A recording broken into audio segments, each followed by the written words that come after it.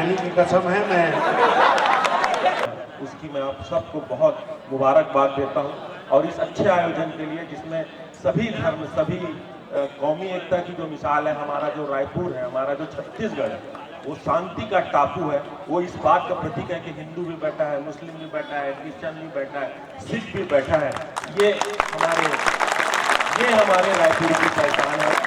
जो लोग धर्म को बांटने की बात करते हैं, जो धर्म को तोड़ने की बात करते हैं, उन लोगों के लिए ये कार्यक्रम, ये स्टेज बहुत बड़ी मिसाल है कि यहाँ पर सभी धर्म के लोग एक साथ बैठ के गुजरते हैं। जो लोग धर्म के नाम पे नफरत फैलाते हैं, जो धर्म के नाम पे जहर फैलाते हैं, उन लोगों को इस स्टेज में आके देखना चाहिए कि ये स्टेज में कौन कौन रोजा खोल रहा है, कौन कौन से समाज के लोग, सभी धर्म के लोग बैठ के यहाँ पर रोजा खोल रहे हैं। ये उन लोगों के लिए बहुत बड़ा सबक है जिन लोग हमारे धर्म के नाम पे लोग हमको लड़ाते हैं, हिंदू को मुस्लिम से लड़ाते हैं, मुस्लिम को हिंदू से लड़ाते हैं, मगर हम लोग कभी लड़ने वाले नहीं हैं। हमारा जो रायपुर है वो शांति का टापू है, हमारा जो छत्तीसगढ़ है वो शांति का टापू है। हम कभी नहीं लड़ेंगे, एक दूसरे का त्यौहार जिस तरीके से मनाते आ रहे हैं उस तरीके से मनाएंगे। मैं फिर से आप सबको, खासकर मेरे भाई राहिल रौफी को बहुत बहुत इस अच्छे आयोजन के लिए, इस कौमी एकता की जो आपने यहाँ पर जो मिसाल पेश करी उसके लिए। अभी हम छत्तीसगढ़ की राजधानी रायपुर में हैं। रायपुर के अभी मुस्लिम हॉल में अभी एक इफ्तार पार्टी थी। इस इफ्तार पार्टी में हुसैनी सेना, जो कि राष्ट्रीय हुसैनी सेना के छत्तीसगढ़ के प्रदेश अध्यक्ष राहिल भाई हमारे साथ में हैं, उनसे हम बातचीत करते हैं। राहिल भाई, ये जो इंतज़ाम आप करते हैं कब से कर रहे हैं और क्यों कर रहे हैं? ये 18 साल हो गया इस आयोजन को करते हुए, और ये इमाम हुसैन रज़ियल्लाहु ताला के नाम पर ये कमेटी बनी है और उन्हीं के नाम पर ये हम लोग आयोजन करते हैं। उनके नाम पर रोज़ेदारों को हम लोग अफ्तार करवाते हैं और हर साल हम लोग 10,000 रोज़ेदारों को हम यहाँ पर अफ्तारी करवाते हैं, साथ में खाना खिलवाते हैं।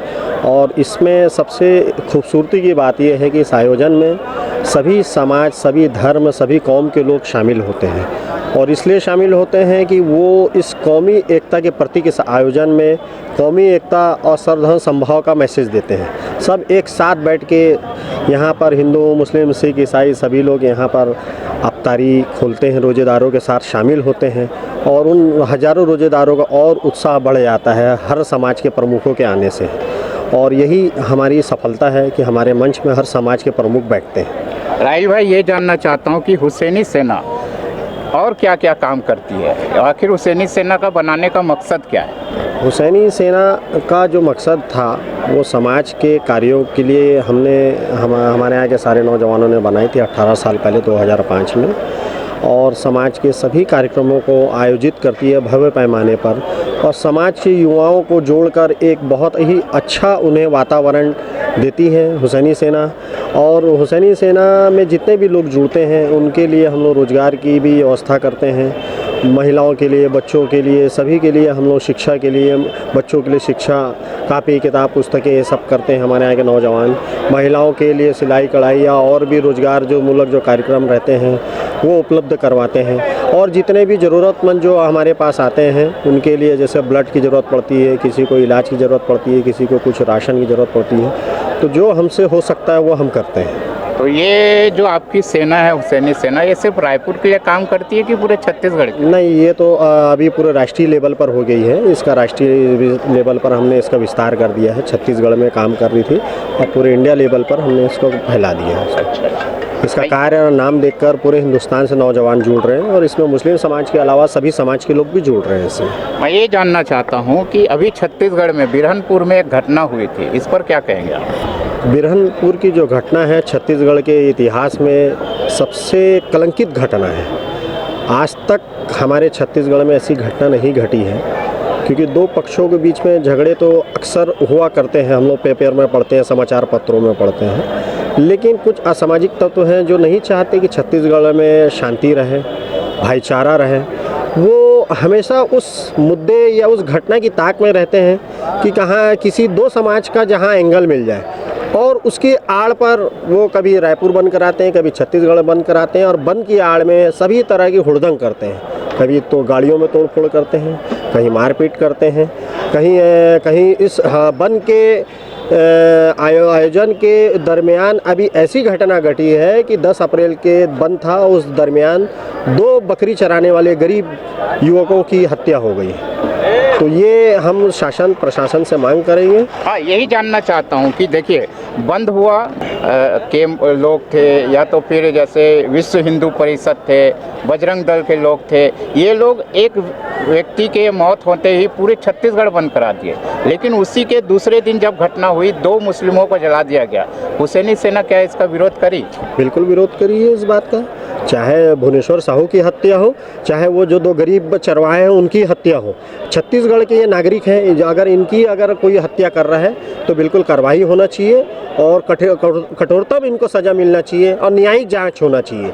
और जो इस घटना को तूल देते हैं और हिंदू मुस्लिम का एंगल देते हैं और इसकी आड़ पर हिंदू मुस्लिम वाली नफरत फैलाते हैं, जो भाईचारों को तोड़ते हैं, जो सद्भावना को तोड़ते हैं, ऐसे लोगों को तो बिल्कुल छत्तीसगढ़ सरकार से हम ये मांग करेंगे, ऐसे लोगों को रासुका के तहत अंदर कर देना चाहिए, जो बंद की आड़ में इस तरह से नफरत फैलाते हैं, है ना, जो बहिष्कार करते हैं। ये कौन लोग हैं? ये वो लोग हैं जो छत्तीसगढ़ से बाहर से आके बसे हुए हैं। छत्तीसगढ़ का स्थानीय आदमी, छत्तीसगढ़ का रहने वाला आदमी कभी इस तरह की सोच नहीं रख सकता, ये ना ही नफरत पर रखता है। ये वही लोग नफरत फैला रहे हैं जो छत्तीसगढ़ से बाहर से आकर यहाँ पर काम धंधे के लिए आके बसे हैं, ये वो लोग हैं। नहीं तो राहिल भाई, हमने तो नहीं देखा कि जिस तरीके से ये बजरंग दल के लोग हैं, ये लोग जिस तरीके से सड़कों पे उतर आते हैं, तो जब मुसलमानों पे घटना होती है तो आपके तरफ से इस तरीके का कोई प्रदर्शन देखने को नहीं मिलता। देखिए, हमारे द्वारा जो था वो बड़े अधिकारियों से चर्चा की गई, बड़े अधिकारियों को ज्ञापन दिया गया, गृह मंत्री जी को भी ज्ञापन दिया गया और उनका आश्वासन मिला है और उन्होंने कहा है कि किसी भी तरह का वो नहीं होगा, भेदभाव नहीं होगा, निष्पक्ष जाँच होगी, न्यायिक जाँच होगी। इस आश्वासन के बाद हमने जो घेराव का और प्रदर्शन का जो आयोजन था उसको हमने स्थगित रखा हुआ है और अगर हमें न्याय नहीं मिलेगा तो सैनी सेना और मुस्लिम समाज सड़क पर उतरेगी। हाँ, यही, क्योंकि एक जनरली मुस्लिम समाज के युवाओं में या लोगों से हम बातचीत करते हैं, उनका कहना होता है कि हमारे कौम में कोई रहनुमा ही नहीं है। नहीं, देखिए क्या है, कौन है आपके मुस्लिम समाज में छत्तीसगढ़ का रहनुमा किसको मानते हैं? देखिए, छत्तीसगढ़ का हर नागरिक जो छत्तीसगढ़ हित चाहता है, छत्तीसगढ़ की भलाई चाहता है, वो रहनुमा है। नहीं, ऐसा नहीं। देखिए, जैसे छोटी सी घटना होती है, ब्रिजमोहन अग्रवाल जी कूद पड़ते हैं, ऐसा मुस्लिम समाज में कोई नेता नहीं दिखता। राजनीतिक दलों का काम है राजनीति करना। हमारा समाज बहुत ही शांतिप्रिय समाज है, ये एकदम कभी भी इस तरह से उग्र नहीं होता। नहीं, उग्र हम एक सांकेतिक विरोध भी तो होना चाहिए। हम जो है कानून के दायरे में रहकर हम अपनी मांग करते हैं, संविधान को मानते हैं, कानून को मानते हैं और बड़े अधिकारी है, शासन है, प्रशासन है, वो सुनेगा क्यों नहीं सुनेगा? वो नहीं सुनेगा तो फिर हम सड़क पर उतरेंगे, बिल्कुल उतरेंगे। तो कब तक का आश्वासन मिला है उन लोगों पे? कठोर कार्रवाई जल्द ही इन्होंने कहा है, खुलासा किया जाएगा जल्द ही। हम इंतजार कर रहे हैं उस चीज़ का। अगर वो नहीं करेंगे, न्याय नहीं दिया जाएगा और भेदभाव किया जाएगा तो बिल्कुल हम सड़क पर उतर कर विरोध प्रदर्शन करेंगे।